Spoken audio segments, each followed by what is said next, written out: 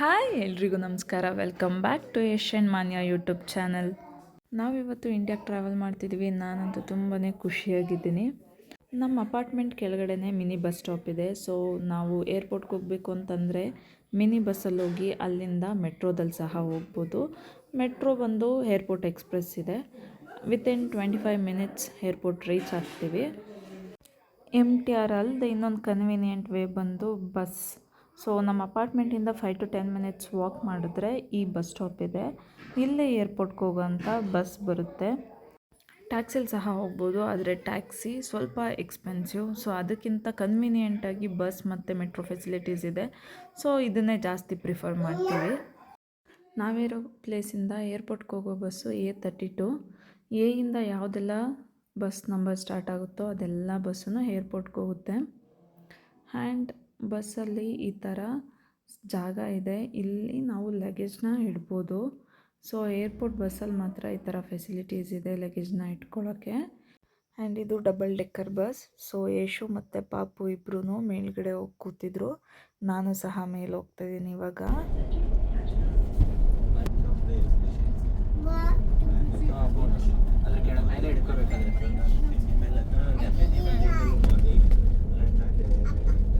Airport ಇರೋದೇ ಬೇರೆ ಐಲ್ಯಾಂಡಲ್ಲಿ, ನಾವಿರೋದೇ ಬೇರೆ ಐಲ್ಯಾಂಡಲ್ಲಿ. ಈ ಎರಡು ಐಲ್ಯಾಂಡ್ನ ಕನೆಕ್ಟ್ ಮಾಡಿರೋಂಥ ಬ್ರಿಡ್ಜ್ ಇದು.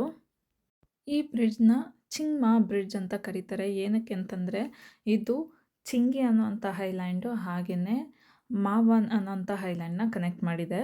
ಅಟ್ ಪ್ರೆಸೆಂಟ್ ಈ bridge world's 17th longest span suspension bridge. ಈ ಬ್ರಿಡ್ಜ್ದು ಕನ್ಸ್ಟ್ರಕ್ಷನ್ ಕಂಪ್ಲೀಟ್ ಆಗೋ ಟೈಮಲ್ಲಿ ಇದು ವರ್ಲ್ಡ್ಸ್ 2nd ಲಾಂಗೆಸ್ಟ್ ಬ್ರಿಡ್ಜ್ ಆಗಿತ್ತಂತೆ. ಈ ಬ್ರಿಡ್ಜು 2.1 ಕಿಲೋಮೀಟರ್ ಅಷ್ಟಿದೆ. ಬಟ್ ನನಗನ್ನಿಸ್ತು ತುಂಬ ಬೇಗ ರೀಚ್ ಆಗಿಬಿಟ್ವಿ ಅಂತ. ಏನಕ್ಕೆ ಅಂದರೆ ಸುತ್ತ ವ್ಯೂ ನೋಡ್ತಾ ಇದ್ರೆ ಅಷ್ಟು ಚೆನ್ನಾಗಿ ಅನಿಸುತ್ತೆ. ಆ್ಯಂಡ್ ನಾವು ಬೇರೆ ಸನ್ಸೆಟ್ ಟೈಮಲ್ಲಿ ಹೋಗ್ತಾಯಿದ್ವಿ. ಸೊ ವ್ಯೂ ಇನ್ನೂ ತುಂಬಾ ಚೆನ್ನಾಗಿತ್ತು.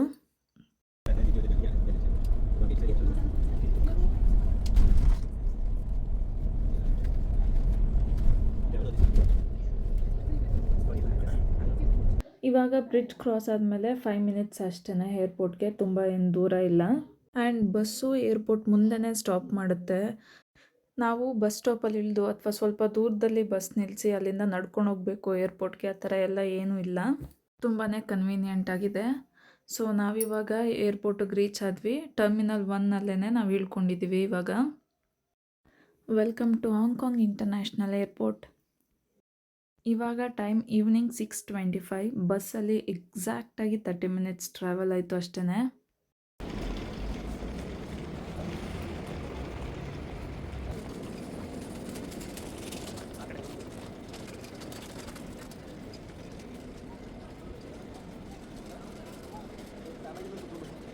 ಫಸ್ಟು ಇವಾಗ ಬ್ಯಾಗೇಜ್ನ ಡ್ರಾಪ್ ಮಾಡಿ ಟಿಕೆಟ್ನ ಕಲೆಕ್ಟ್ ಮಾಡಿಕೊಂಡ್ರೆ ನಾವು ಆಮೇಲೆ ಆರಾಮಾಗಿ ಲೇಟಾಗಿ ಹೋಗ್ಬೋದು.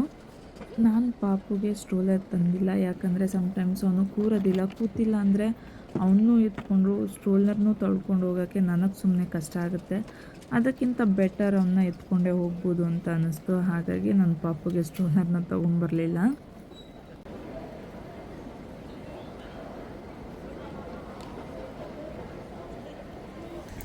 ಇವಾಗ ತಾನೇ ಲಗೇಜ್ ಡ್ರಾಪ್ ಮಾಡಿ ಟಿಕೆಟ್ ಕಲೆಕ್ಟ್ ಮಾಡ್ಕೊಂಡು ಬಂದ್ವಿ. ಫುಲ್ ಮೊನ್ನೆ ಏನು ಖುಷಿಲ್ಲ ಅವಳೆ ಹೋಗ್ತಾ ಇದ್ದೀನಿ ಇಂಡಿಯಾಗೆ 1 ತಿಂಗಳು ಅಂತ. 6 ಮಂತ್ಸ್ ಆದ್ಮೇಲೆ ಮತ್ತೆ ಇಂಡಿಯಾ ಹೋಗ್ತಿರೋದು. ದೊಡ್ಡ ಸವಾಲು ಏನಂದರೆ ಒಬ್ಬಳೇ ಹೋಯ್ತಾವಳೆ ಮಗನ ಜೊತೆ.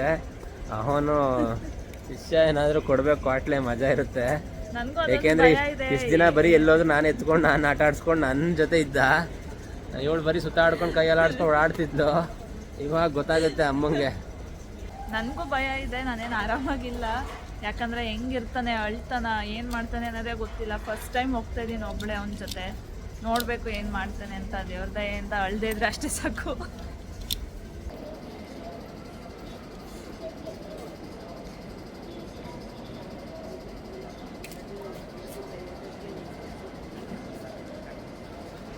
ಪಾಪು ತಿನ್ನಕ್ಕೆ ಏನಾದರೂ ಬೇಕು ಅಂತ ಕೇಳ್ತಾ ಇದ್ದ. ಸೊ ಹೋಗಿ ಕುಕ್ಕೀಸ್ನ ತೊಗೊಂಡು ಬಂದ್ವಿ.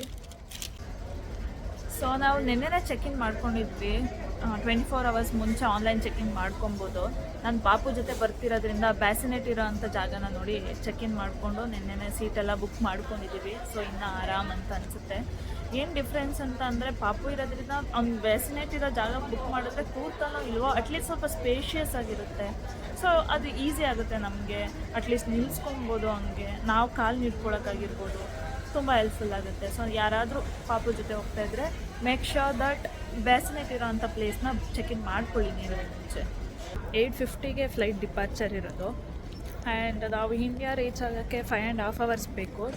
ಸೊ ಅರೌಂಡ್ 12:30ಗೆಲ್ಲ ಬ್ಯಾಂಗ್ಳೂರ್ ಏರ್ಪೋರ್ಟಲ್ಲಿ ಇರ್ತೀವಿ ಇಂಡಿಯನ್ ಟೈಮ್ಗೆ. ಸೊ ಇಲ್ಲಿ ಚೆಕ್-ಇನ್ವರೆಗೆಲ್ಲ ಯಶುನೂ ಬರ್ಬೋದು. ಅಲ್ಲಿಂದ ಮುಂದೆ ಸೆಕ್ಯೂರಿಟಿ ಚೆಕ್-ಇಂದ ಮಾತ್ರ ಯಶು ಬರೋಂಗಿಲ್ಲ. ನಂದು ಬೋರ್ಡಿಂಗ್ ಇರೋದು ಗೇಟ್ ನಂಬರ್ 2 ಅಲ್ಲಿ, ತುಂಬಾ ಹತ್ರ ಇದೆ. ಸೊ ಹೋಗ್ಬೋದು ಬೇಗನೆ. ಇಲ್ಲಿ ಅರೌಂಡ್ 500+ ಗೇಟ್ಸ್ ಇದೆ ಆ್ಯಂಡ್ ಒಳಗಡೆ ಹೋಗೋಕ್ಕೆ ಟ್ರೈನ್ ಸಹ ಇದೆ. ತುಂಬ ದೂರ ಇರೋ ಗೇಟ್ಗಳಿಗೆಲ್ಲ ನಡ್ಕೊಂಡು ಹೋಗೋಕ್ಕಾಗಲ್ಲ. ಹಾಗಾಗಿ ಓಕೆ, ಸೆಕ್ಯೂರಿಟಿ ಚೆಕ್ ಎಲ್ಲ ಆದಮೇಲೆ ನೆಕ್ಸ್ಟ್ ಕಂಟಿನ್ಯೂ ಮಾಡ್ತೀನಿ. ಸೆಕ್ಯೂರಿಟಿ ಚೆಕ್ ಮತ್ತು ಇಮಿಗ್ರೇಷನ್ನ ಮುಗಿಸ್ಕೊಂಡು ಒಳಗಡೆ ಬಂದ್ವಿ. ಜಸ್ಟ್ 10 minutes ತೊಗೊಂತು ಅಷ್ಟೇ, ತುಂಬ ಲೇಟ್ ಆಗಲಿಲ್ಲ.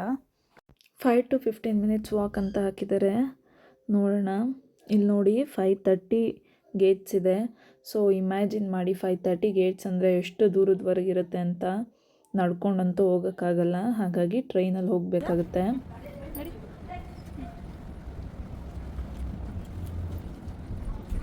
ಸ್ಲೋ.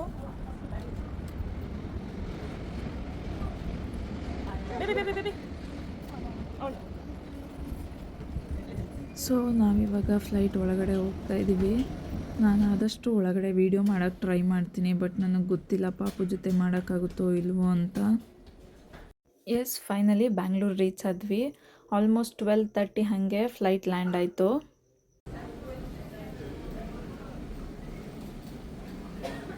ಸಾರಿ, ನನಗೆ ಫ್ಲೈಟ್ ಒಳಗಡೆ ವೀಡಿಯೋ ಮಾಡ್ಕೊಳಕ್ಕಾಗಲಿಲ್ಲ. ಪಾಪು ಇರೋದ್ರಿಂದ ನನಗೆ ಅವನ್ನ ನೋಡ್ಕೊಳ್ಳೋದ್ರಲ್ಲೇ ಬ್ಯುಸಿ ಆಗಿಬಿಟ್ಟೆ, ವೀಡಿಯೋ ಮಾಡೋಕ್ಕಾಗಲಿಲ್ಲ.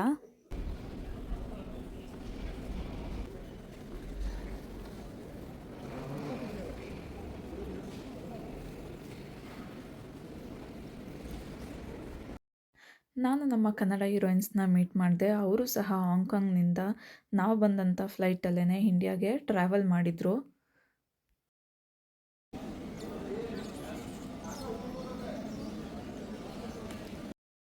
ಇವಾಗ ಇಲ್ಲಿ ನಾನು ಬ್ಯಾಗ್ನ ತೊಗೊಂಡಿದ್ದಾಯಿತು.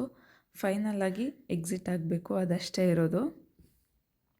ಇದಿಷ್ಟು ಇವತ್ತಿನ Hong Kong to India travel vlog ಆಗಿತ್ತು. ಸೊ ಐ ಹೋಪ್ ನಿಮಗೆಲ್ಲ ಈ ವಿಡಿಯೋ ಇಷ್ಟ ಆಗಿದೆ ಅಂತ ಅಂದ್ಕೊಳ್ತೀನಿ. ನಿಮಗೆ ಈ ವಿಡಿಯೋ ಇಷ್ಟ ಆಗಿದರೆ ಲೈಕ್ ಮಾಡಿ, ಶೇರ್ ಮಾಡಿ, ಹಾಗೆಯೇ ಕಮೆಂಟ್ ಮಾಡಿ. ಆ್ಯಂಡ್ ಇನ್ನು ನನ್ನ ಚಾನಲ್ನ ಯಾರೆಲ್ಲ ಸಬ್ಸ್ಕ್ರೈಬ್ ಮಾಡಿಲ್ಲ, please subscribe. And thank you so much for watching.